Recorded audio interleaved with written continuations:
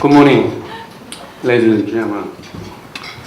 My name is Chung Young Han, Foreign Investment Ombudsman at Kochra, and Chair Professor of Economics at Chung-Ang University. At the request of President Ian Kak of the Institute of Global Economics and Dr. Sabo Mir, I'll be moderating this morning's session. I'm really honored and delighted to introduce Dr. Jeffrey Shafer, my old friend, Vice Chairman of Citigroup's Global Banking and Head of Economic and Political Strategies, whose expertise can fittingly accord him the distinction as the world-renowned financial guru. Over the past few weeks and yesterday, perhaps even this morning, I guess everybody in this room has been at a complete loss at the another downslide of Dow Jones Index yesterday, and the subsequent impact it has had on Korea's Kospi Index, I believe almost 10% down yesterday. Sadly, the $1 exchange rate is not doing much better either. This begs the basic questions: where are we headed? Despite the cautious optimism following the announcement of the Global Financial Rescue Package, it makes one wonder if the global economy is beginning to resemble that of the late 1920s and the early 1930s. Thus, the question in Korea must be asked: how can Korea manage to withstand the ongoing global crisis? Well, last week, including myself, many Koreans were panicking as the catastrophic consequences of the Wall Street meltdown began to hit closer to Korea. We also worried about whether global leaders in Washington, D.C. were able to come up with a very formidable, effective financial rescue package. But there are endless questions we can raise.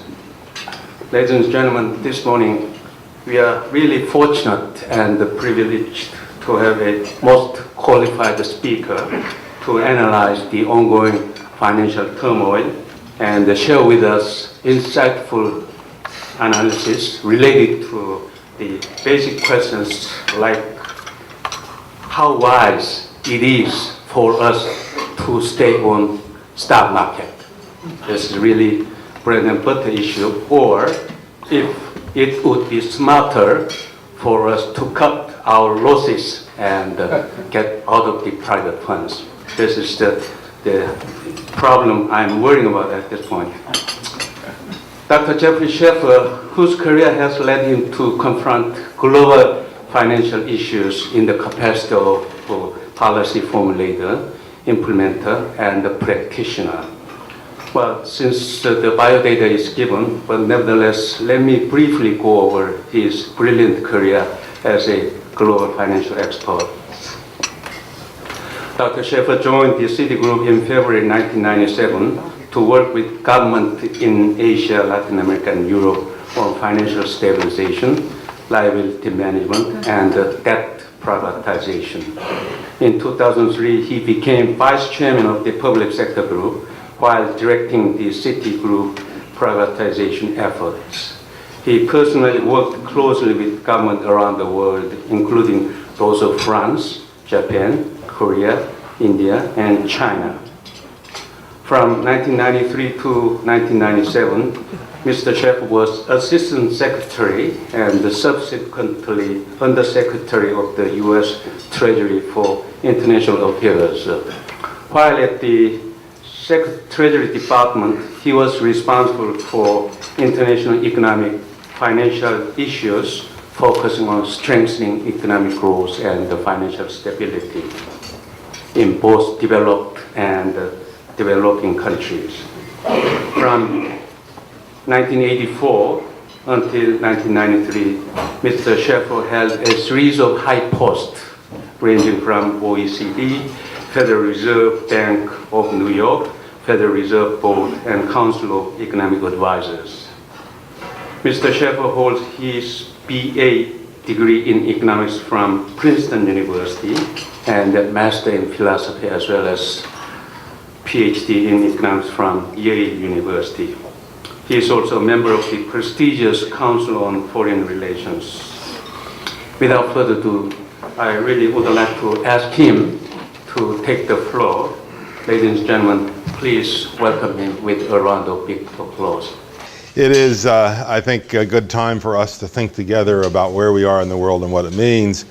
I'm going to talk about what's happening in the rest of the world more than what's happening in Korea, but hopefully that will provide a base for you to think through the situation that you face here at home.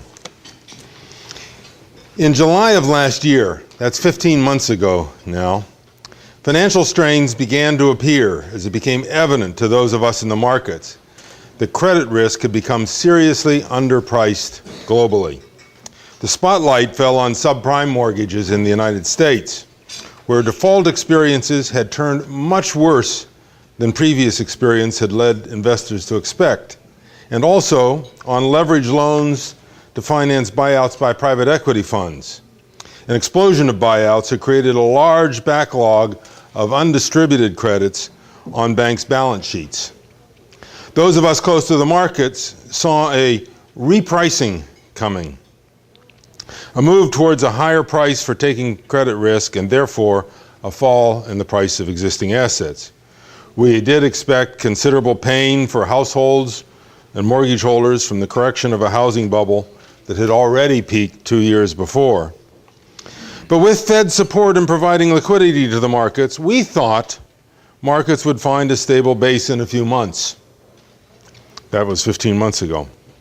The financial damage would be contained. Most U.S. corporations then were in a very strong liquidity positions, and emerging market countries, which can be vulnerable to higher credit costs, were almost all in strong financial positions. So we did not see a chain reaction spilling out into the broader financial system and economy. What has played out since then has been quite different. It's become commonplace in the United States to call what is happening the deepest financial crisis since the Great Depression of the 1930s. And this is no exaggeration. We've seen the failure, government takeover, or forced merger of iconic institutions in the United States. Bear Stearns, Lehman Brothers, Fannie Mae and Freddie Mac, Washington Mutual, AIG, Wachovia. Some of those names, we couldn't have imagined them disappearing in distress. We've seen the disappearance of the freestanding investment bank. The last remaining ones, Goldman Sachs, Morgan Stanley, and Merrill Lynch, have become or joined bank holding companies.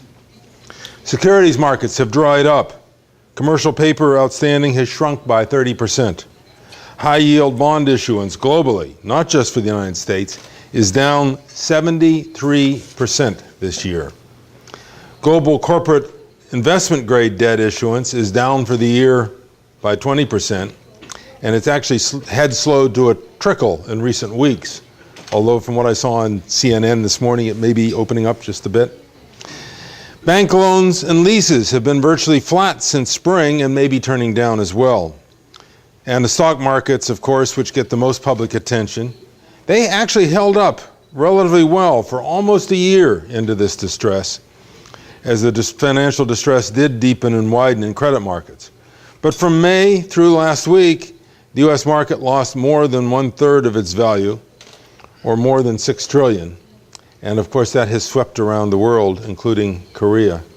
I'm not an investment advisor, Chung Yong, but I'm holding on to my Korea ETF. In early September, the ongoing financial distress became more acute. Problems had become more visible in Europe. The spillover to emerging markets has become greater. And despite strong policy responses and the provision of support on an unprecedented scale, stabilization does remain in doubt today. How did we get to this state of affairs? Where are we now, and how will markets stabilize? What kind of world will emerge afterwards? I can't say I have certain answers to these questions, and I definitely don't have a clear answer to the third. But I'm going to share my thoughts on each of these with you as someone who has followed a number of financial crises closely, including the one experienced by Korea 11 years ago. So first, how did we get here? The problems in the subprime mortgage market, which became evident last summer, exposed over the following months wider problems in the U.S. financial system. We have seen sectors of the financial system fall one by one like a line of dominoes. It started with subprime mortgages. At the same time, as I said, you had the distress begin to appear in the leveraged loan market. We saw a freezing up of the market for asset-backed commercial paper. Then we learned about an alphabet soup of high-tech financial vehicles, CDOs, CLOs, SIVs, all of which experienced deep problems. The monoline insurers of financial paper came under distress, and some of them have disappeared. Auction rate preferred securities, something I had never heard of, although I realized later I had once owned, came under distress and is still not a completely solved problem. The monoline investment banks, as I've already said, have disappeared. Money market mutual funds in the U.S. were at the beginning stages of a run several weeks ago, and depository institutions have had to be closed. When I look at these, I see one or more of three systemic failures at work: indifference to consumer protection, failures of risk management, and failure to recognize the systemic fragility of liquidity in the financial system. To start, consumer protection. We know now that the marketing of many subprime mortgages exploited the lack of financial understanding of the borrower. People were pushed into mortgages that were not suitable for them by high-pressure salespeople working on commission. Mortgage structures became so complicated that even a financially sophisticated person had trouble making a good decision. And the borrowers in the subprime mortgage market were not financially sophisticated people. We are learning that it was not uncommon for people to be sold mortgages that were more expensive than others that they could have qualified for. And mortgage originators encourage borrowers to misrepresent their qualifications, or the brokers actually did it for them. These practices became common in an environment in which the pressure to increase origination was intense, and consumer protection got almost no attention from the authorities. In my view, the idea that people can take care of themselves is one that got far too much weight. We in America have learned an expensive lesson that people will be taken advantage of if the government does not look out for them. Second, the failures of risk management. Bad decisions by borrowers would not have led to a financial calamity if the investors in mortgages had been more careful about what they bought. Why weren't they? Failures of risk management have been at work, and there is and there continues to be strong debate on what specific market failures gave rise to this. There were almost certainly multiple factors whose relative importance will never be known for sure and will be long debated. But let me give you three ways that I see risk management as having failed and allowed the conditions for a crisis to develop. First, there was an astonishing loss of information along the intermediation chain. As I've already noted, documentation of the original loans was often deficient. The loans were then packaged and sliced and repackaged into complex instruments. Buyers who were sophisticated asset managers all too often outsourced their due diligence. They took the rating agency's assessment as all they needed to know. And then they bought the most highest yielding paper available for a given credit rating without asking themselves, why is this paper worth more than it is? And I'm just shocked and astounded that professional, highly paid asset managers approach their jobs so casually. The ratings agencies, in turn, relied on models that did not take account of the deterioration in the standards of origination. What you had seen is that, yes, high subprime mortgages have the high default rates, but those were predictable. But in 2006, the default rate escalated from anything that had seen before, and the ratings agencies and everybody else was asleep to data that was right in front of them. They also took insufficient account of the deteriorating housing market, which meant that more problems lay ahead. Now, some argue that ratings agencies had incentives to rate the mortgage instruments generously. This may have been an element, but ratings agencies have always been paid by issuers. And so this is a problem, if it's there, that's been there before.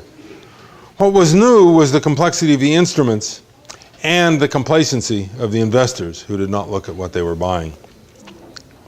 Second failure of risk management. There was an over-reliance on quantitative statistical models to assess risk to the neglect of the macro forces that could change behavior. What you'd expect to hear from a macroeconomist, right? Under the pressure to quantify risk, managers ignored even well-documented vulnerabilities of their models.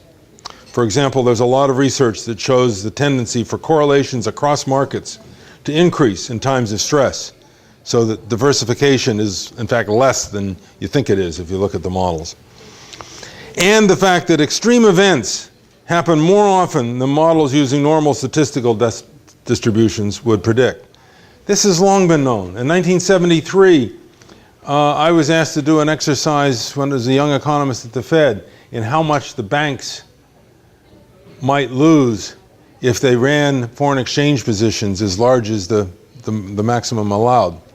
And when I did these calculations, I allowed for the fact that a normal distribution does not reflect what happens in markets. In markets, extreme events are more frequent. That's still not done in most of these risk models. And people are always surprised that we've seen these extreme events. I just don't understand how risk management was done so casually.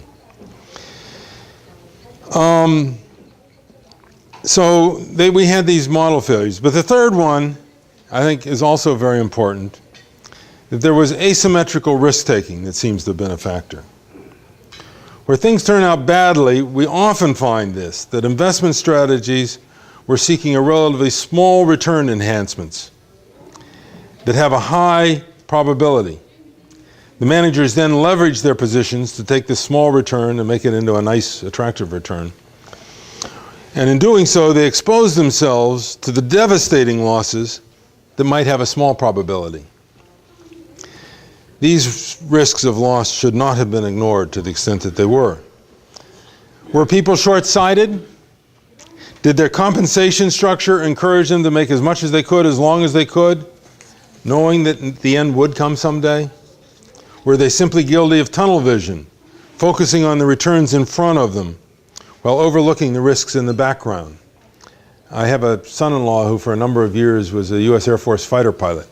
He told me one of the most difficult they have in training fighter pilots is to keep them from just focusing on the target and to maintain situational awareness of who may be coming from over their shoulder. And it may mean that these investors suffer from the same tunnel vision tendency. What was it? I don't know. It was probably some of all of these factors, and these will be the areas of debate and research. It's also true that senior managers proved unable to see the problems. This was true not just in one or two institutions, but across the industry. I mean, I am amazed at one in particular of the positions that we had on at Citi, for which we were making a 15 basis point spread on so-called AAA tranches of these subprime securities. And this was a $45 billion position on which we've lost, I don't know, half of it or a large chunk of it. And I know the people who were overseeing that part of the business, who are no longer with us. They're smart people. They're the best financial thinkers that I know. One of them was somebody I was having regular conversations about and opened my eyes to where a lot of the stresses and problems were in the system as these were developing. But they allowed that position to build up and be run. And it's just hard to understand how or why. And they're not people that I can see as being driven just because of what their bonus was going to be this year. They have careers on the line that are now derailed. And I'm going to come back to the human nature questions in all of this. There is no doubt that financial innovation contributed to the misperception of risks. Things happen in an unfamiliar environment that no one sees coming. There is a trade-off for society between the gains for the system from innovation and the hidden risks that it carries with it. This is not a new problem. It's something I wrote about 21 years ago. We do need, as I said then, attentive regulators to spot vulnerabilities before they become systemic. But it's not easily to spot market risks that participants don't see. And we can't count on them to save the market participants from everything they do. U.S. regulators were alert to some risks from innovation.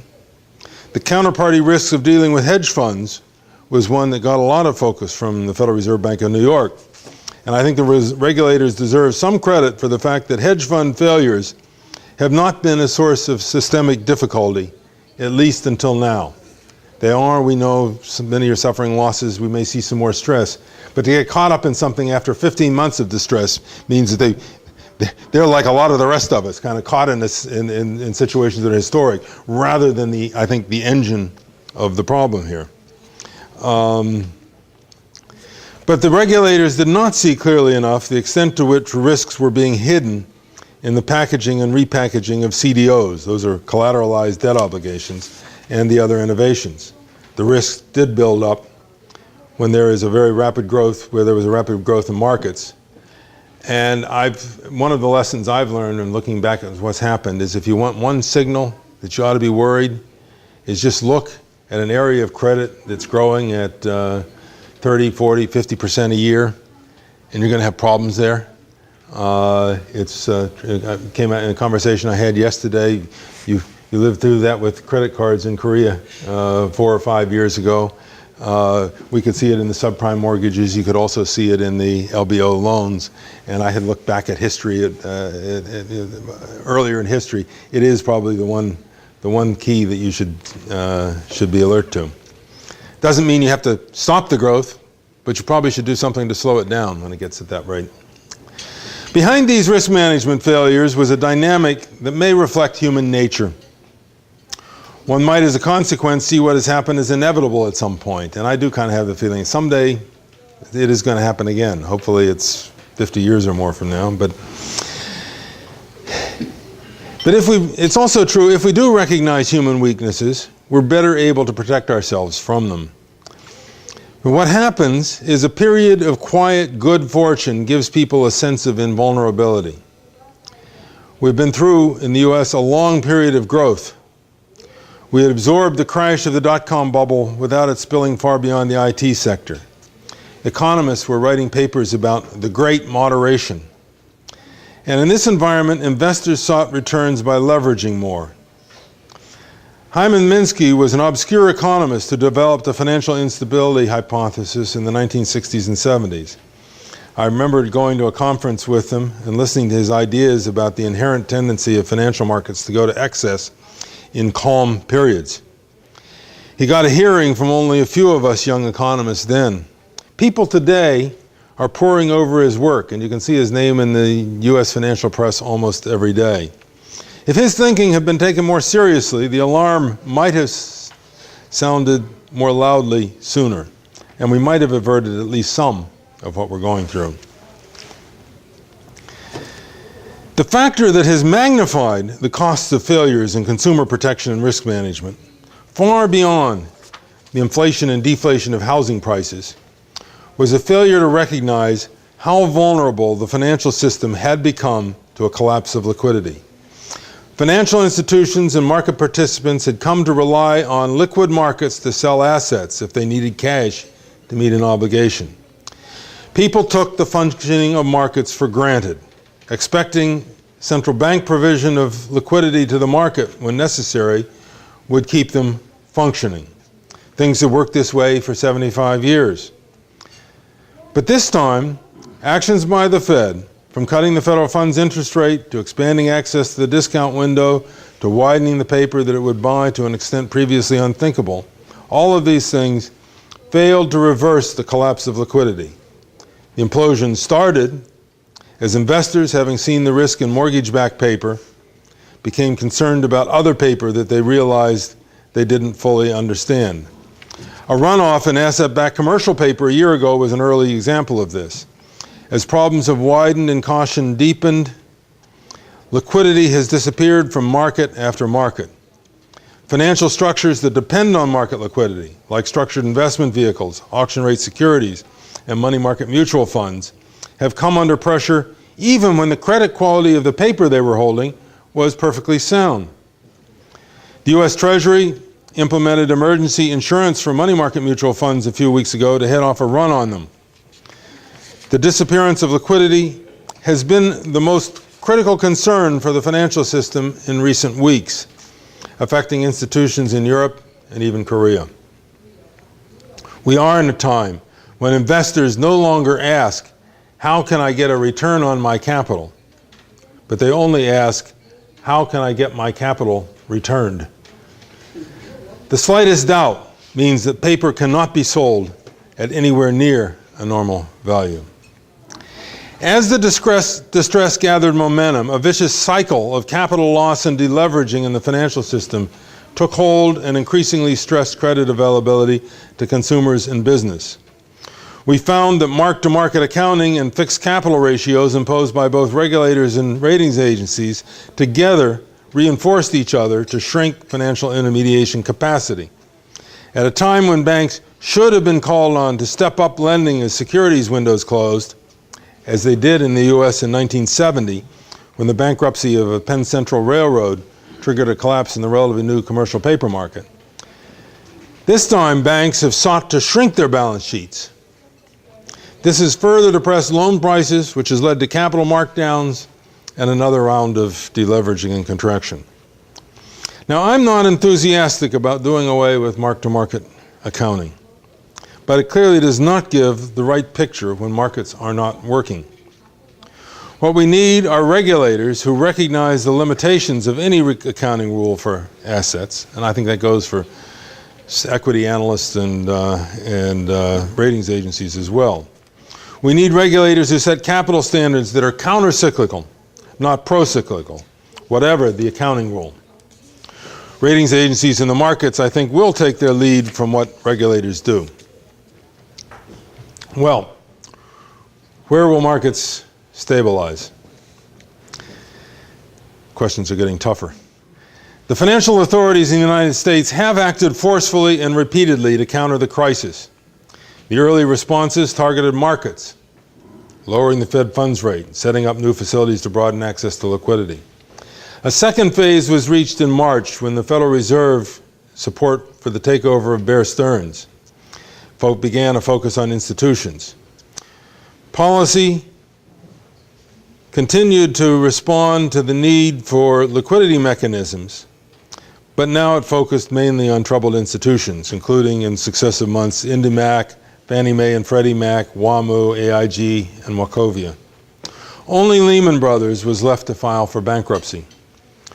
While there was a good case for not treating Lehman as too big to fail, its bankruptcy rippled through CDS markets, money markets, mutual funds, and commercial paper markets, and even beyond. This failure added to the momentum of the herd racing for safety. There's been a lively debate about whether it was right to let Lehman fail. In hindsight, the shock to the system suggests that Lehman was indeed too big to fail. But there is a good case that's made by some. The authorities would not have been able to gain public support for the actions they've taken since then if the costs of a hands-off approach had not been shown to them by the distress that letting Lehman fail created. But once this happened, Treasury Secretary Paulson was quickly driven to look for a systemic solution. The TARP, Troubled Assets Relief Program, to buy up $700 billion in assets without good secondary markets, was his answer. But by the time it was enacted, after first being rejected by the U.S. House of Representatives, it was becoming clear that it would not be enough. Money markets were frozen. The Fed responded quickly to this with a new commercial paper funding facility to ensure a market for the paper of high-quality issuers. So the Fed, in effect, has become the direct buyer of the commercial paper of high-quality U.S. issuers. These measures did not stabilize markets. The crisis is no longer confined to the United States. While the initial subprime losses affected some institutions around the world, signs of systemic distress were visible only in Europe, and even there they remained bottled up until recently. Other countries were concerned about the effects on them of a U.S. slowdown, but the financial distress did not spill over to the rest of the world until quite the last few weeks. It is now spilling over, especially in equity markets, and this is highlighted that not only does Main Street in the U.S. have a stake in what happens to Wall Street, but so too does Oxford Street in London, the Ginza in Tokyo, Queens Road in Hong Kong, Nanjing Road in Shanghai, and Myeongdong in Seoul. The problems in Europe have become extremely serious. Iceland has banking problems that are far beyond its capacity to manage. Economies, including that of the United States, have been remarkably strong given the financial distress until very recently. Indeed, continued global growth sustained a commodity boom that lasted into late summer. Many central banks, including the Bank of Korea, had to tighten policy. But the clouds are getting darker as credit markets tighten and the premium on liquidity and optionality grows. Although hard data is not in, the available indicators point to the U.S. having slipped into recession in the third quarter. 159,000 jobs were lost in September, and retail sales declined for the third consecutive month. Indeed, September showed a steepening drop. Large parts of Europe also appear to be entering recession, and growth is slowing almost everywhere.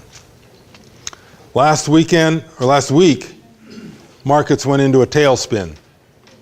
Passage of the $700 billion TARP program to buy troubled assets did nothing to slow the decline. Fear gripped investors in the United States, from hedge funds to retirees, and fear spread around the globe. Mistrust of even safe havens was building. As the weekend approached, even the most ardent advocates of free markets were calling on governments to do something. It so happened that last weekend was the occasion of the annual meetings of the World Bank and IMF in Washington. Finance officials, central bankers, and private sector bankers normally spend their time at these meetings discussing arcane issues like the next capital increase of the World Bank or the governance of the IMF. This year, the meetings were like none other in the 35 years that I've been attending. The 1997 meetings in Hong Kong are maybe the closest parallel, but then the full scale of the calamity that was playing out was not yet evident, and there was debate on how to respond. Last weekend, everybody I talked to agreed that coordinated action by governments was needed to create a base from which markets could be rebuilt. And three elements were seen as essential. One, government recapitalization of financial institutions to halt the deleveraging that was beginning to choke off credit to even the soundest businesses. Two, government guarantees to enable financial institutions to raise deposits and borrow funds. And three, additional measures to provide liquidity in order to unfreeze money markets. Starting with the G7 meeting on Friday, officials began to put together a response. In the world we live in, where national governments are responsible to voters and national governments control budgets, national action is the channel through which things get done. But global markets demand a coherent global response. I think officials did a pretty good job of reconciling this tension as they agreed on broad principles in the G7 and the IMFC committee, and then they went home to translate these into national actions. The Europeans stopped in Paris on their way to further coordinate the euro area with UK action. By Monday morning, markets had a clear sense of what was coming. Although full details have rolled out since then, I'm not going to go into specifics here. But let me emphasize just the scale of what's being implemented. There is over $600 billion of capital injections into banks in the US and the EU, and more than $100 billion so far in other countries as well. trillions of dollars of assets that will carry a government guarantee, and unlimited liquidity facilities. I was astounded that the Fed has set up a swap line with ECB that has no limit on it at all.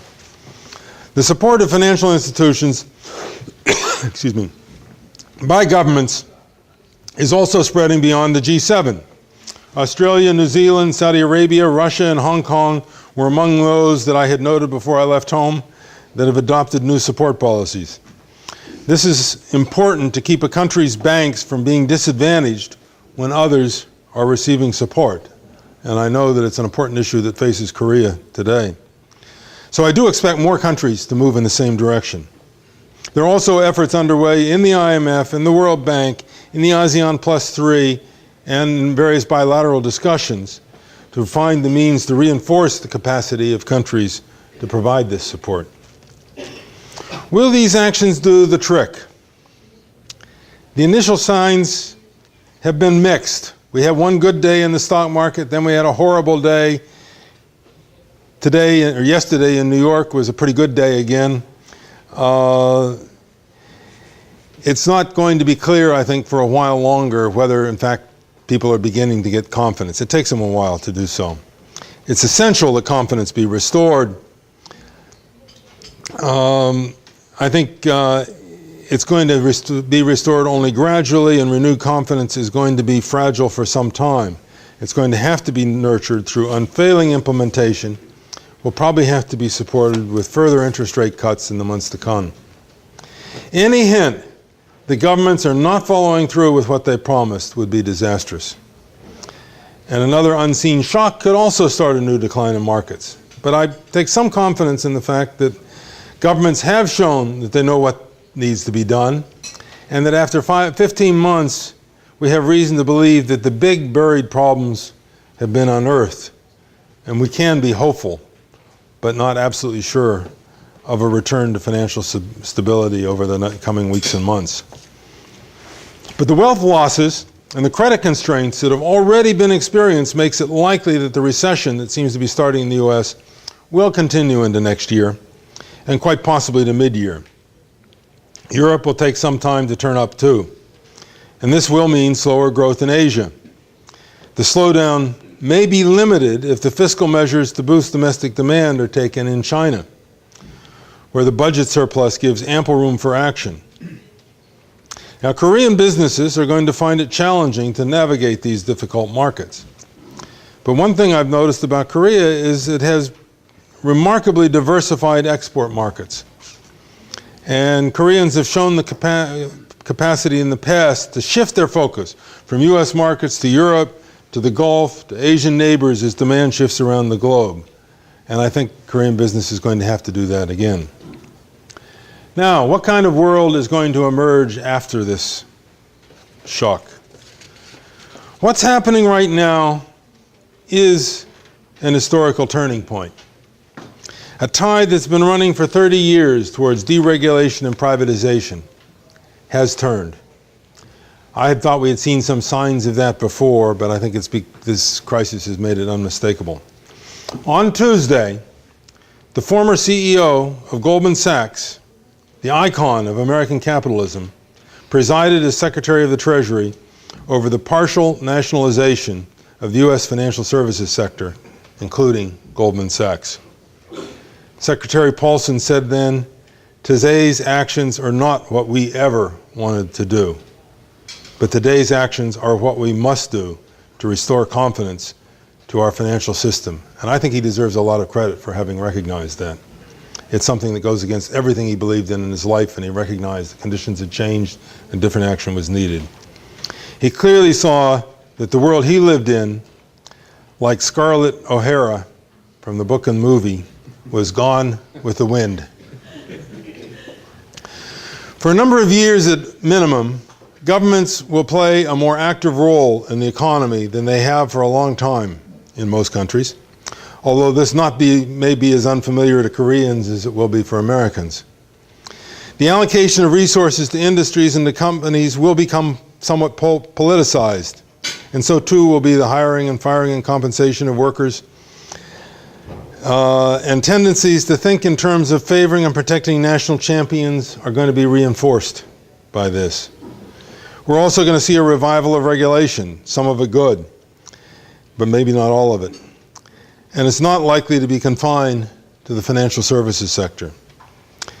As I said, there were tentative signs that the world was moving in this direction for several years. The financial crisis has made it an inescapable reality.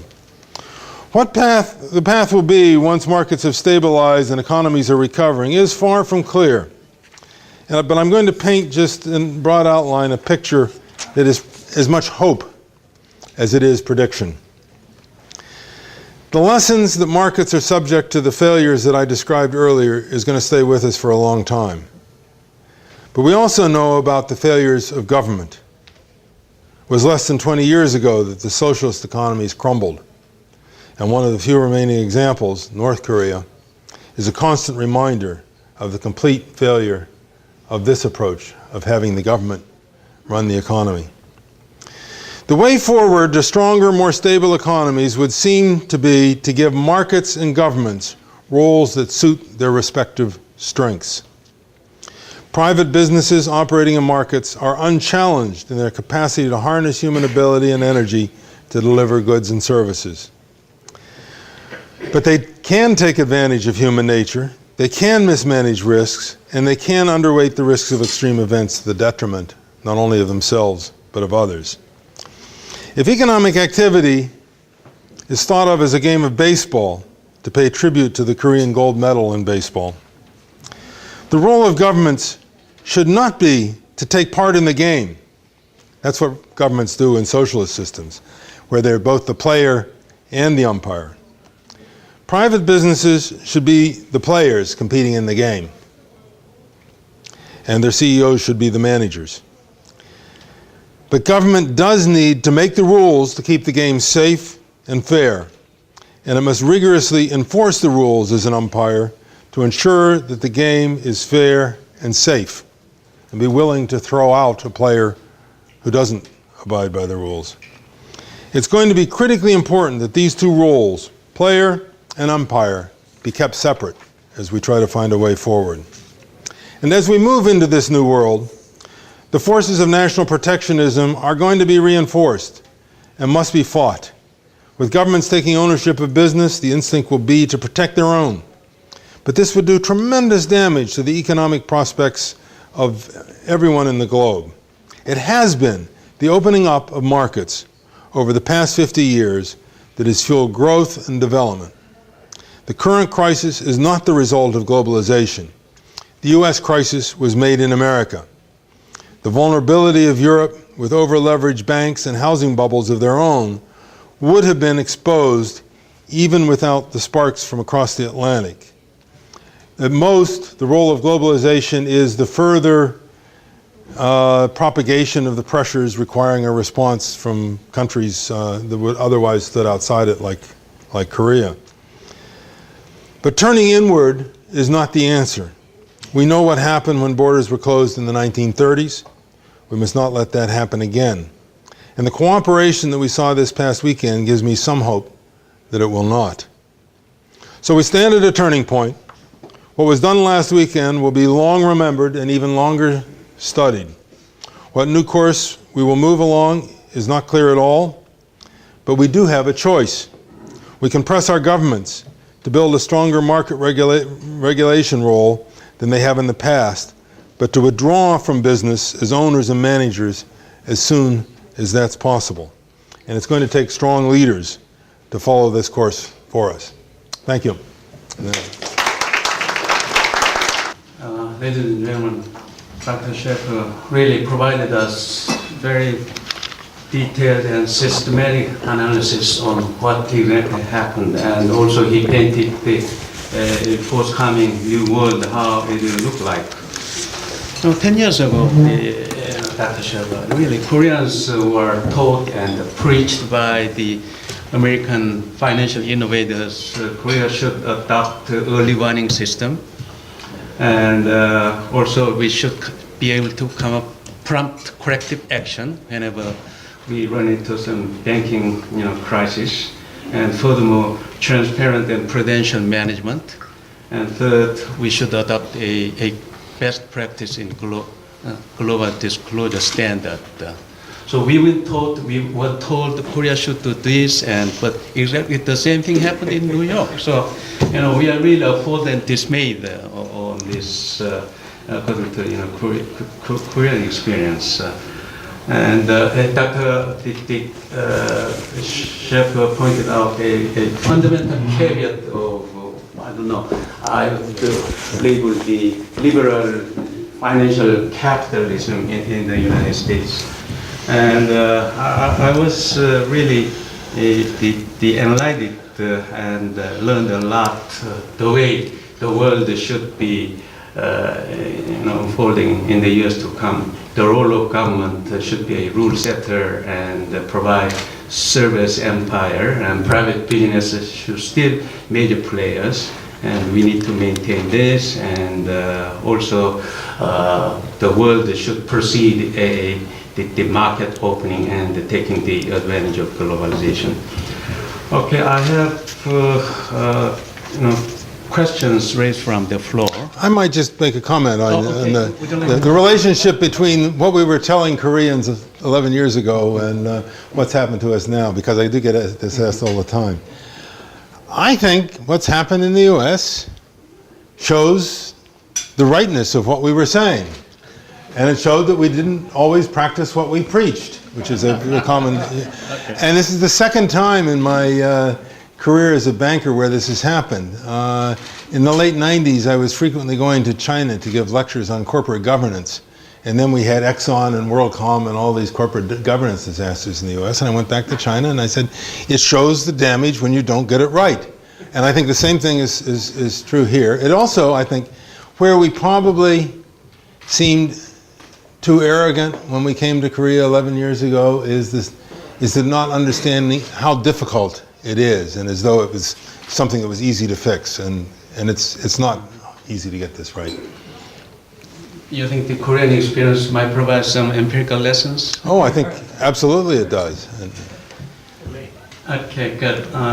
Well, before the opening the floor, I have these very urgent questions raised by one of the reporter of Korea Economic Business Papers. His question, number one, another time bomb is waiting in the U.S. consumer the financing area, especially the credit card.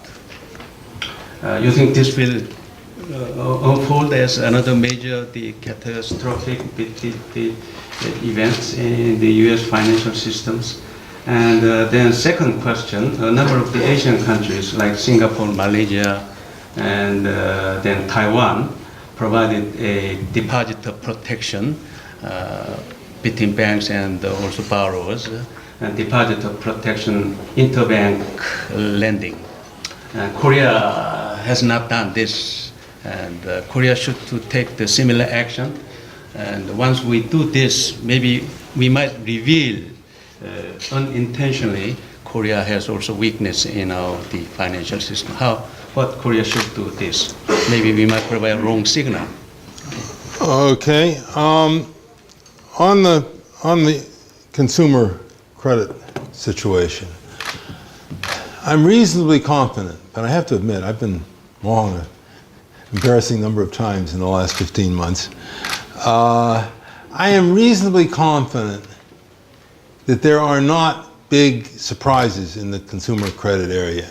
What we do know is that with the economy turning down, the losses in credit cards and other consumer credit are going to rise.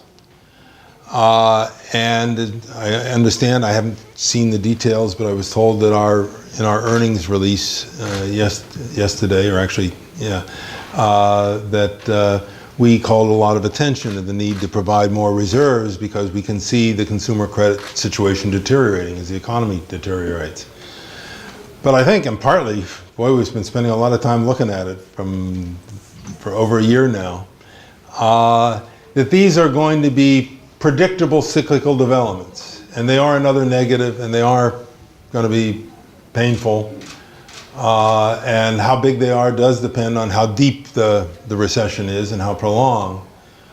But I don't see kind of the big surprise that took place with the subprime lending when what we discovered there, and you can see this in the behavior of the 2006 vintage mortgages, that as this market exploded, the fundamental standards for giving credit in that market changed from 2005 to 2006, and nobody noticed. And so when the default rate doubled, it took people a while to realize it. I don't see the same thing in the consumer markets. I mean, when the market conditions change, consumers are going to come under more distress. There's no doubt about that. But my expectation is that will be kind of on course with what people expect, and therefore a bomb in financial markets is something you didn't see coming. And I hope there's not other big things out there. By definition, you don't see them. But partly the passage of time in a period of stress does expose them. It's exposed a number of them, and we can have some confidence that they've all been set off. On the other countries, Singapore, Malaysia, Taiwan, I mentioned Australia, New Zealand, and a number of countries have stood behind their banks. I think it is creating a difficult situation for other countries. Their banks look at their disadvantage and not have the same support. And I think the Korean authorities do need to look closely at the advisability of offering comparable support to Korean banks. It is, I recognize, extremely important to get the message out correctly about why you're doing this. That it's not because you've seen weaknesses in the Korean banks, but because you want to put them on a competitive level playing field with these other countries. And I think it means that the measures are taken should parallel very closely the kinds of measures that were taken by other countries. So you're doing the same thing and not something that's fundamentally different.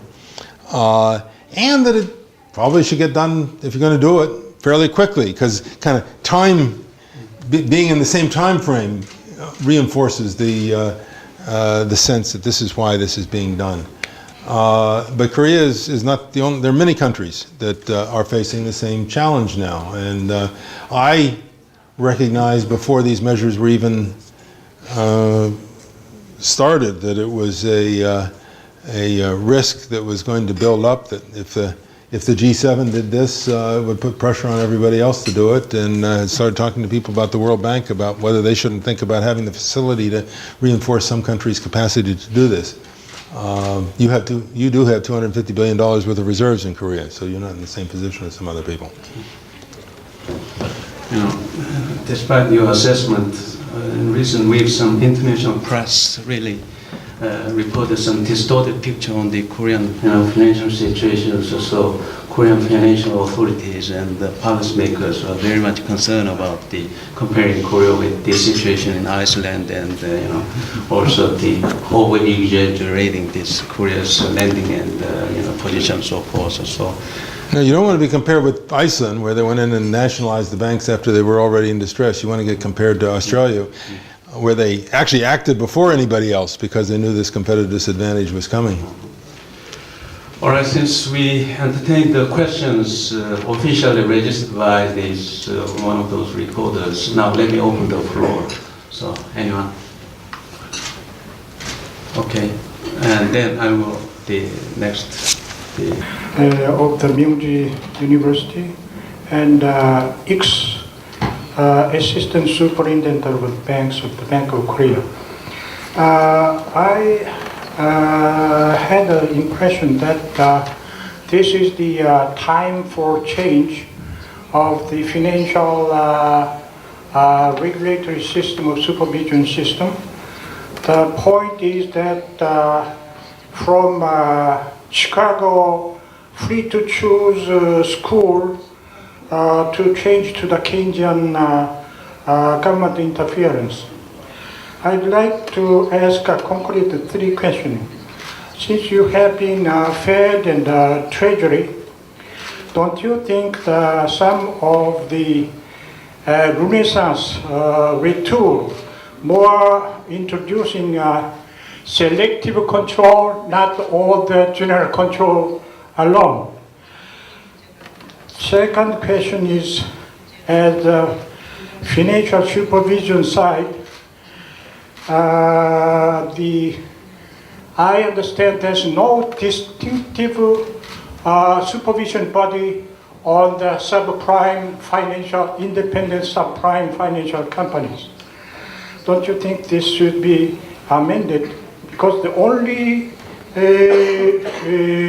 body is Federal Fair Trade Commission, which operates like a civil court. The plaintiff sue to the other body, then have the ruling. That kind of system only applied to the independent subprime financial company. Third question is about 60% of subprime financing, mortgage financing, is done by no document. And even there's a name of no dark subprime. This is the one micro point of view this subprime prime came. So more strict screening procedure with the document. Even though it's a digital economy, paperless society, banking should be conservative. Financial system should be conservative. And also we consider many kind of derivatives and hedge fund that operate freely. Treasury and Fed and currency of controller and Federal Deposit Insurance Company should have a comprehensive effort to make this kind of mistake not happen again. I sincerely hope that U.S. recover sound and fair financial discipline soon. Thank you. The Fed originally had from the levy control book from A to Z, like regulation Q that controls the interest and the collateral and many kind of 26 select control items. That's all wiped out in Reagan administration. Deregulation is the god of the economy. That happened this kind of turmoil.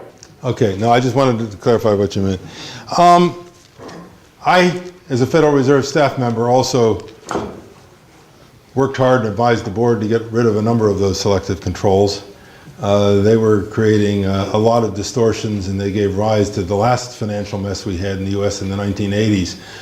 I think bringing back that approach as opposed to overall, these are the rules that you play by, you can do this and you can't do that, is, and not trying to decide that the interest rates that you can charge is this or that, is in fact the right way to go. We are going to need a lot of financial supervision. I think there were just horrendous problems in the mortgage market supervision area.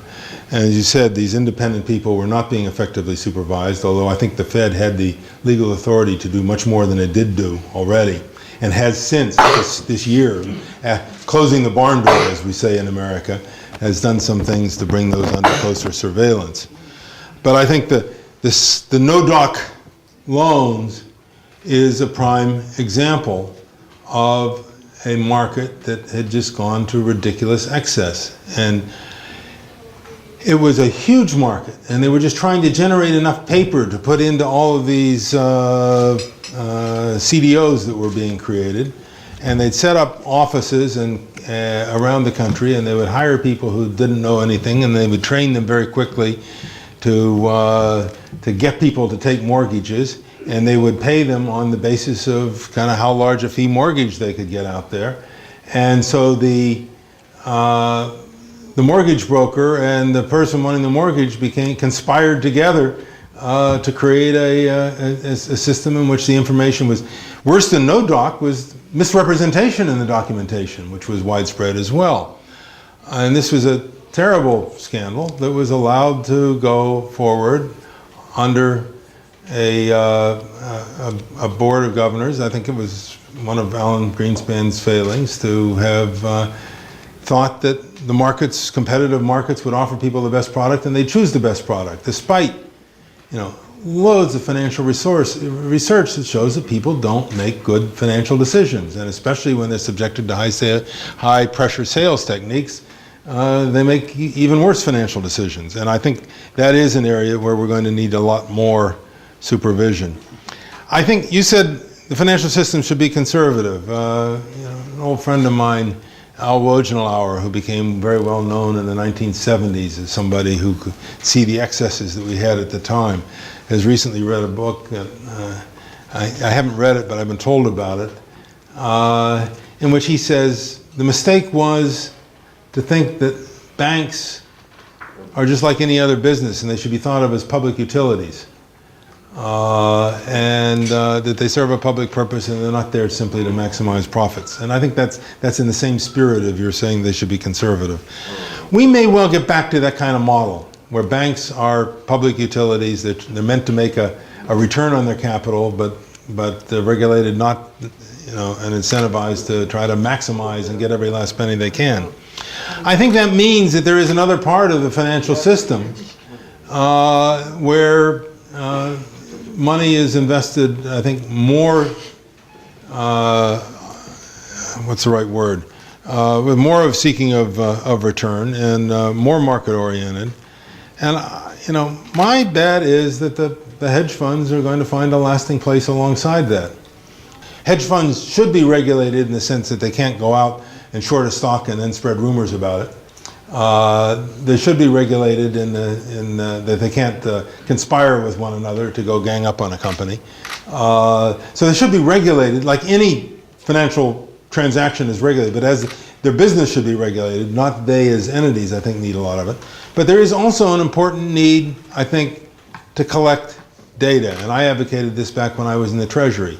I think if you're going to play the overview systemic monitoring role that the Fed needs to play and needs to be broadened, you need to have a sense of what are the positions in the market. When are trades getting crowded? That is, everybody's on the same side of the market and subject to blowing up. And only by having information on the structure of the positions in this industry can you do that. And so I do think the information collection is going to be important. But there are two things that people, reflexively, because they want to see it done anyway, come out and say, this crisis means we have to bring Glass-Steagall back in, which is the separation of investment banking and commercial banking. Well, in fact, what this crisis has shown is that investment banks by themselves are vulnerable enterprises. And in fact, in a way, getting rid of Glass-Steagall, I think, does map the way to our model of the future, a universal bank. And the second thing they all say is, this shows we have to regulate hedge funds. Well, you might want to regulate hedge funds, but there's not a lot in what we've seen from this crisis so far that would say that they're at the center of the problem. You have given us a very helpful, informative, a comprehensive review of the evolution of the drama thus far. And I liked your very succinct conclusion as to what the role of the government should be. Strengthen the regulations and rules, but do not try to become a player yourself. I think that's a very good one. Now, I have a number of questions, but for now, I will just ask you a couple of related questions. What would you be your expectations about the value of US dollars for the next 1 year or so? And secondly, and this was mentioned by Chairman Dr. Professor An already, that Korea ranks the 6th in terms of the size of foreign reserves that we are holding. But then one aftermath impact of the US financial crisis has been to cause quite a panic in the Korea's foreign exchange market, and our currency has been destabilized very much. And this comes to us as a great puzzle. We believe that our fundamentals are good, and we thought that we had large enough foreign reserves, but then we have come under the fear that we could be running into another financial crisis. How do you explain this? What is Korea's vulnerability, in your view, which could be causing this panic in the foreign exchange market? The Korean government, in the way that Professor An has just done, tries to blame the foreign press. But I think that is only trying to scratch the surface. There must be something wrong fundamentally with the Korean economy, or with the way the Korean government authorities and monetary authorities have been behaving and talking. What would be your very frank assessment? You're not a government official, and you represent a major financial institution which has a very significant presence in Korea. So whatever you say will be very heard, will be listened to very carefully. Because what I'm going to say should be taken with a grain of salt. I don't follow the market. I read the press and our research reports on Korea, but I'm not down there in the trading room, don't have a sense of exactly what the forces are in the market and what is it that has created this situation. It was not very long ago, I think it was still earlier this year, that the great concern in Seoul was a Korean won that was running ahead of all the other Asian currencies and was terribly strong. And you have gone from having that problem to having the opposite problem in a very short period of time. And haven't looked close enough to have a good answer as to exactly what's happened. Part of it is probably the reflection that we have seen around the world in the fact that as money markets have frozen up and dollars have been hard to find, people have been losing short-term funding, have been out getting whatever currencies they can get. If you're a Korean bank, you get won. If you're a French bank, you get euros, and selling them to get dollars. And that's been making the dollar strong against the euro, strong against the won, and some other countries as well.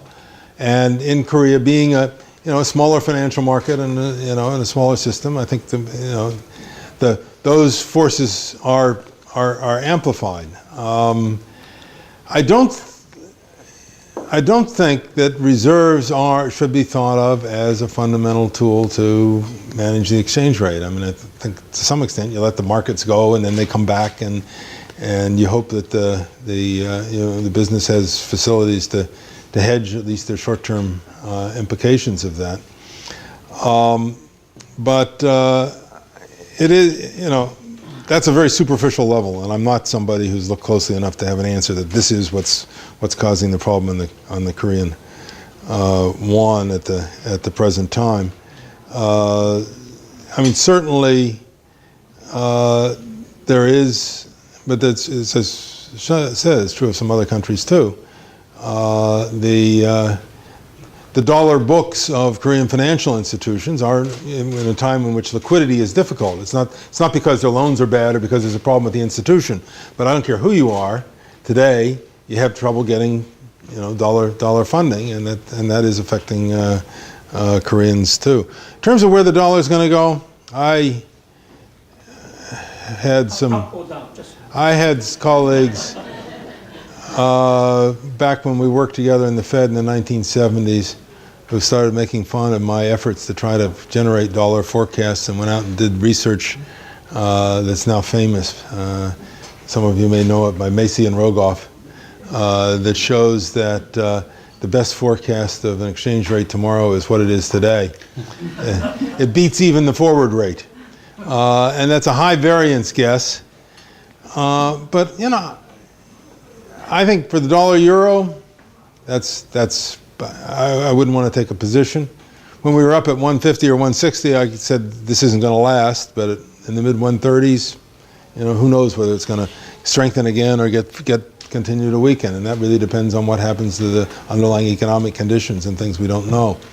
I think the long-term trend against the Asian currencies is for them to strengthen against the dollar. And when I was here 9 months ago and would make that statement, I'd say maybe with the exception of the Korean won, which had already strengthened, But now that the Korean won has weakened so much, I would say in the Korean won maybe especially. But I think that's because there have been major efforts in Asia, and especially in China, to kind of slow or resist the rise of the currency, as happens when a country emerges. And that pressure is going to continue, and over time you will see the Asian currencies strengthen against the dollar. How we got where we are and where we are now and where we are headed. Since your coverage was so thorough, my questions are very peripheral. I'd like to ask 3 questions. You covered the major causes of the situation where we are in now. And I was very struck that you didn't mention much about, you didn't mention the role that Greenspan played in bringing about the situation. In other words, wasn't there too much excess liquidity to ignite the fire, as it were? That's my first question. And the second question, you said that China has a lot of room in responding to this crisis because its fiscal position is sound. But on the other hand, we know the Chinese financial system is very weak also, in the sense that the whole system represents a typical case of financial repression. The government interfered so much, government controlled the interest rate, government even allocated the credits. We had that sort of system before our financial crisis. And so if you have a very repressed financial system, the problems tend to be hidden, you see. So the strong fiscal position of the government is good in dealing with the problem after the problem has broken out. So I'd like to have your comments on the strength of the China to bear the current market attention because of giving due attention to the distinguishing characteristics of its financial system. My third question relates to your observation that Korea is relatively well positioned because its export is very diversified. As Korean, we feel good when we hear this sort of observation made by a person like you. But on the other hand, we have to remember that this is not the problem we are facing is not regional. The whole world is subject to the financial the fear, and I mean, when you remember that the US is in trouble and Europe is in trouble, well, that is already more than 2/3 of the world economy. When these two economies in trouble, you can easily say that the Middle East is not going to do very well because where is what is the Middle East unless it be able to export much of its oil resources to these major economies? So in this situation, is there room for Korea trying to manage its economy with emphasis on stimulating internal demand as long as the weather is very rainy, out there? The remedy to this crisis, starting from the U.S. government providing a $700 billion package and also asset guarantee for the sake of the protection of consumers. That means additional supplying additional huge excess liquidity, which possibly bring about hyperinflation. So we are somebody around the observer quite concerned about that. What is your prospect? I hope that. It is true that the whole world is going to slow down But the timing will be a little different, and some will more than others. So there is some help to be gained from this capacity to focus on different markets. And I did ask myself as I was saying that whether I might be exaggerating it a bit, especially since I learned this morning in my hotel room that the price of oil has dropped another $10 since I left New York, and is now in the high 60s, I gather, per WTI. And that's going to reduce the amount of money that's flowing into the Middle East. They're still high by historical standards, but it's fallen by half from where it was last summer. And so it's not going to be this gusher of money that we've looked at before. On the other hand, that relieves a lot of pressure on Korea. Is the economy in the world that is most adversely affected by commodity prices. Every model I know shows that.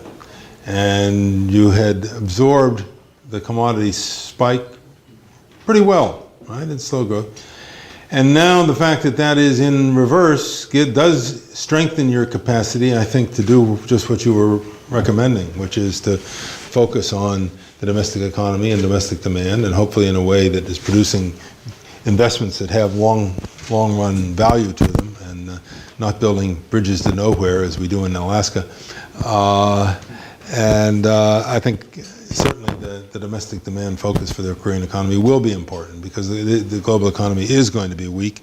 And to turn to China, I mean, I see China as the least constrained country in the world despite the weaknesses in its financial system. You look at its huge reserves, you look at its huge current account surplus. After all, Korea has a small deficit, which may disappear now with the change in oil prices, but it has a room for maneuver. It has a government sector surplus at several percent of GDP.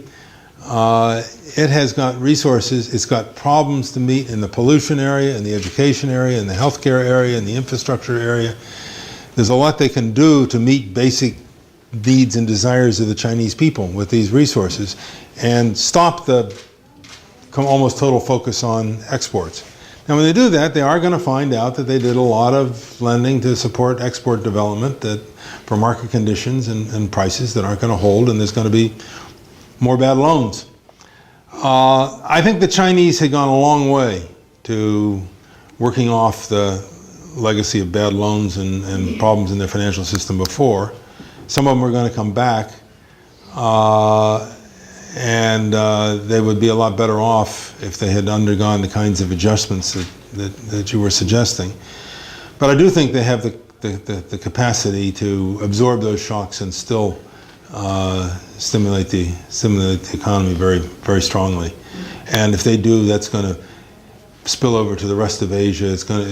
China is the second largest importer in the world right now. It's more important in the global scheme of things than Japan, even though its GDP isn't as big.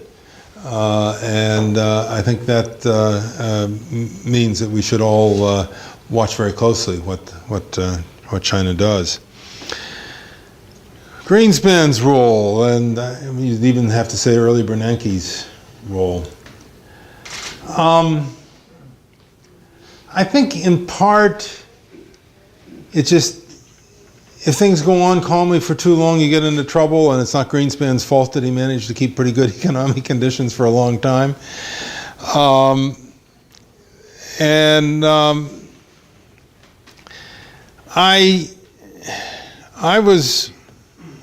I think the failure, I think it is the Fed that failed to respond to the consumer protection needs in the mortgage market, and I fault Greenspan for that. There was a problem that the liquidity was flowing to some places where it shouldn't have flowed, and that should have been dealt with kind of on a regulatory front rather than on a monetary front. If you look at the whole U.S. economy, until the problem started, we didn't have an overall inflation problem. We didn't have a stock market that was running away. You didn't have general liquidity conditions that looked that easy. So I don't fault him too much for that, but I do fault him a lot for failing to act to keep the mortgage markets under control, which meant that the liquidity was all going into one pocket instead of spreading around. Now, an interesting thing happened As this crisis began, the Fed, of course, pumped up liquidity, which is what I think was the right thing to do. But it was not filling the hole in the U.S. economy and in the banking system, and banks were still being careful about credit and so forth. But it was flowing out of the country to Hong Kong and Korea and China and elsewhere, and it was feeding demand growth and this commodity inflation that we had. And so I do think the commodity inflation was made by the Federal Reserve because it was trying to create liquidity in the U.S. that had a hole in it, and what it was doing was pumping up liquidity for the whole world and creating this commodity boom. And the commodity boom wasn't made in commodity markets, it was a monetary phenomenon, as it was in the early 70s. I don't blame the Fed for that, because I think they had to act in light of domestic conditions they did. I do blame countries in the Middle East and China and others for keeping their exchange rates so linked to the dollar rather than absorbing some of that by letting their currencies strengthen further. But it was a part of it. Whether we are creating a lot of liquidity now, but it is official liquidity to compensate for the destruction of liquidity in markets. And CPI came out this morning in the U.S., and it was 0% change for the last month. And that, of course, reflects the coming off of commodity prices as things have slowed down around the world. But even core inflation was 0.1%, which is the best I can remember for quite a long time. I think Bernanke is winning his bet. I was skeptical about this 6 months ago, but right now I think he's winning his bet that the underlying inflation situation in the U.S. would come under control and that he could afford to provide this kind of liquidity. It will be important for him to go into reverse very promptly when the economy is functioning again, the financial markets are working. I think he can and will do that. I think he knows it. That's when the real test will come then. But the idea that what's being done now is going to feed excess inflation, you do hear it from some market people. I think it's crazy. Yes, the gold price is high. I think that's more because people don't know where to put their assets where they're secure rather than they're worrying about inflation right now. Number one, the Korean government is going to relax a regulation on the Chinese wall between the industrial conglomerate and financial institutions, okay, by allowing this industrial conglomerate plus pension funds can share up to 10% of the shares the financial institutions. You think this is are we moving in the right direction in the middle of this financial turmoil? I mean, the basic justification for this amendment is to enjoy economy scale and, in a sense, to minimize a foreign domination on the foreign financial sector. Okay, second question. I think the last reason is not a good reason. All right. Obviously, I expect that you answer. And the second question, I think during the peak period, the foreign share of Korea's the portfolio market reached about 40%. Okay. And when I pointed out to this Mr. Sakakibara, he said this, hey, you Koreans are really playing dangerous game. And citing that Japanese, the foreign exposure was roughly about 20%. So Korea is really well ahead of the rest of the Asian economies. Obviously, this excessive foreign shares compared to other countries really caused a even nightmare in ongoing the exchange rate volatility in a sense. So what is your view? Is there any empirical benchmark level in which the foreign shares, optimal level of foreign shares in stock market? Well, I don't know that there's an optimal level. It depends on the size of the economy, its level of financial development, and in a way, sort of what portfolio holders around the world need in terms of global diversification. I know back when the foreign share was so high, people would ask me that, and I'd say, I'm a shareholder in the Korean market. I still am today, and that's because I have a stronger belief in the future of the Korean economy than Koreans do, and they don't put the money in the market themselves. And then for a while, we saw the share went down because the Koreans were bidding for it. And if it's portfolio investment, I don't I don't see why one should be terribly concerned about it. I suppose you take a look, if it were a few hedge funds who were taking obviously short positions, that might give you, but if they're broad-based holders and people like me who are in mutual funds and so forth for the long term, I think that's a sign of foreign faith in the Korean economy that one ought to take pride in. I don't know the law that's being done here, so I won't comment on it specifically. I am cautious about this. Is not a fashionable view, I guess, among economists. Maybe it's an old-fashioned kind of central banker's view, but I guess I kind of do believe in the separation of banking and commerce, and you can't always have an iron separation, and there's a big difference whether there's control associated with the shareholding and when there's not. We are liberalizing in the U.S. in order to get more capital in the financial system, the potential for private equity funds to take positions in banks, and so there are adjustments and changes you have to make in light of conditions. But I think, as a general matter, history shows that very close relationships between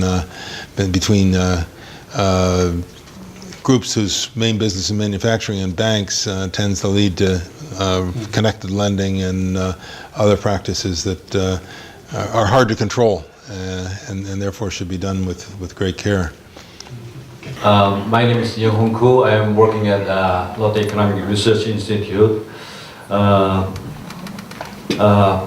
In spite of big rescue plans, still financial turmoil is going on. How long do you expect the current financial turmoil to last? That's the first question. And second question is, there are so many famous economists, including many Nobel economics laureates in the United States. I wonder why they fail to forecast such a big disastrous financial turmoil in advance. I knew that there were no meaningful warning or alarming about the possibility of financial turmoil from the economist society in the United States.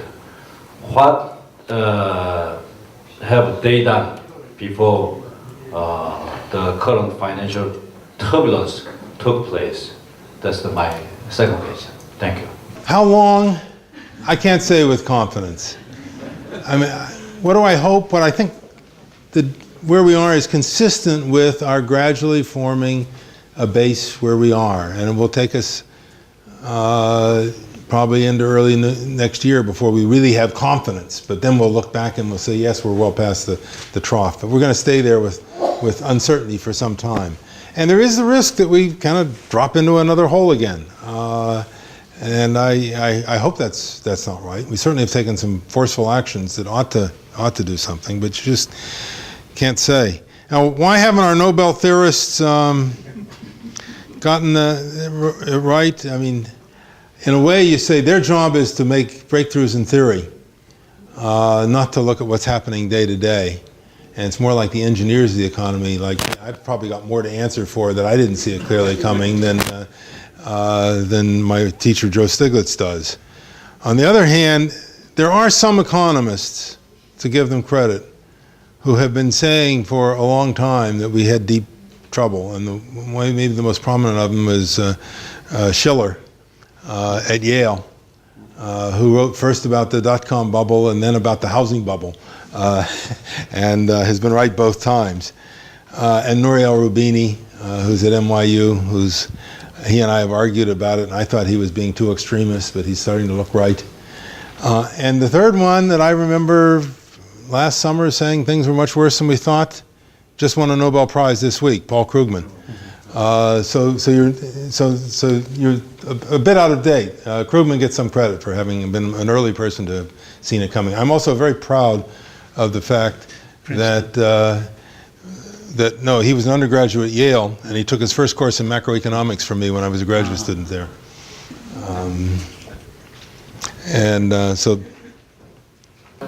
Yes. Make it short, please. Oh, sure. I'm Adrienne White. I'm a Harvard student. A recently graduated Harvard student, and I'm here with KDI at the moment. And I have a question about the effect of the U.S. presidential election on the global financial crisis. Which candidate do you think has the strongest economic? I just want your opinion about which candidate do you think has the strongest economic plan that takes into account the balance between regulation and the free market? And if that candidate wins, what effect do you think his policy will have on the global financial markets? I think it's interesting that to date, the effects of the financial crisis on the presidential election have been much greater than the effects of the presidential election on the financial conditions. And in fact, it has been a factor that has strongly supported Obama as being the clearest change from the government we've had before. If you look at my bio, you won't be surprised who I'm supporting in this election. And it's pleased me very much. But in fact, the two candidates have rightly both endorsed the Paulson approach to the problem, and I think it's great that we have not tried to play politics with something that is this critical, and I think it's a tribute to both of them, because either might have been tempted to go off in one way or another. And I don't think it will be clear. The kinds of things you say on the campaign trail aren't, the voters aren't going to understand the complexities of how do you put together a whole program. I believe in Obama's wisdom and anchor, and the kind of people that I know he will have around him as advisors, who are people that I'm close to, and I'm sure he will do a good strong job of it. I think he's got the potential to be stronger there than McCain. But in fact, neither candidate is saying things right now that would provide the objective basis for saying that one's got the answer and the other doesn't. You gave an interview to a Korean media before this session began, and Dr. Yang raised this issue that Korean government officials complained the reportage of foreign news media here. So my question is whether, in fact, about 3 weeks ago, a French intellectual came here and he said that news media are exaggerating the magnitude of the crisis. So my question is whether whether news media can play a role in stabilizing or destabilizing the financial crisis, and whether you have any experience with dealing with news media in assisting in the process of implementation of your financial policy. But the truth of the matter is, you've got to tell your story your way. You've got to put it out there, and the media sometimes get it right, they sometimes get it wrong, but there are lots of them, and it's a fact of life, and you just have to live with it. Hopefully, you are every day, telling things very carefully and objectively to the Korean people. Some people internationally are doing, but some people in the press I've thought have been way too extreme in the sense of the difficulty over much of the last year. The truth of the matter is, you look back and they were more right than I was. And I don't think it's the right thing to try to bottle them up and regulate them or constrain them or something like that. We all have to hear what people say and then think it through for ourselves. What do you think is or has been the role of Graham Leach Bliley, yeah. You know what I mean, GLB Act in the creation or contributing to this financial crisis. That act has sort of been something that we Korean authorities have been trying to emulate, and as part of that efforts, a new law called Capital Market Consolidation Act will go into effect February next year. And then, in response to what we observe, happening in Wall Street, there are calls in Korea for reconsideration of doing that. And what would be your assessment? Secondly, yesterday morning, President Lee Myung-bak said to the world that existing international institutions have proven inadequate in the sense that they have allowed this financial crisis to happen. and therefore we should consider creating another international economic organization. What would you say to him?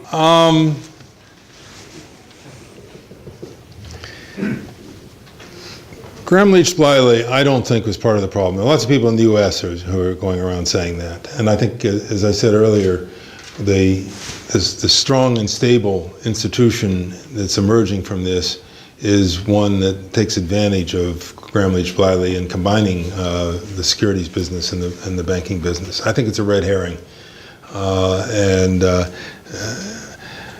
As for needing new organizations, there are a lot of people. Brown, Prime Minister of UK, is calling for a new Bretton Woods and so forth.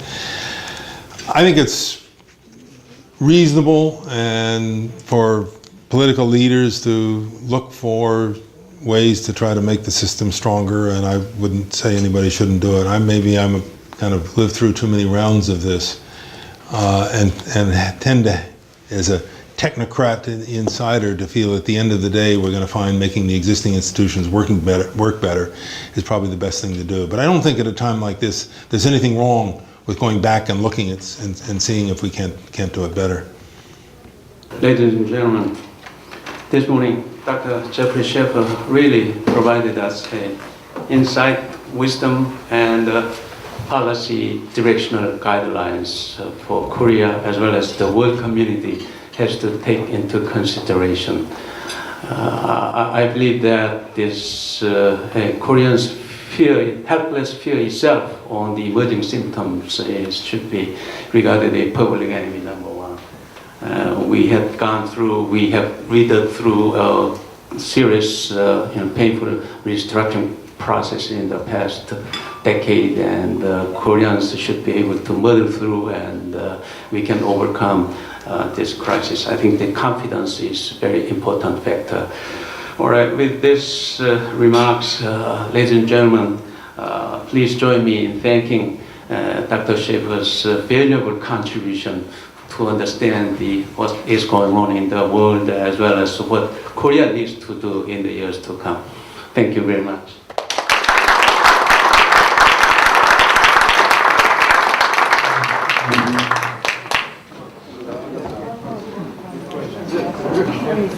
So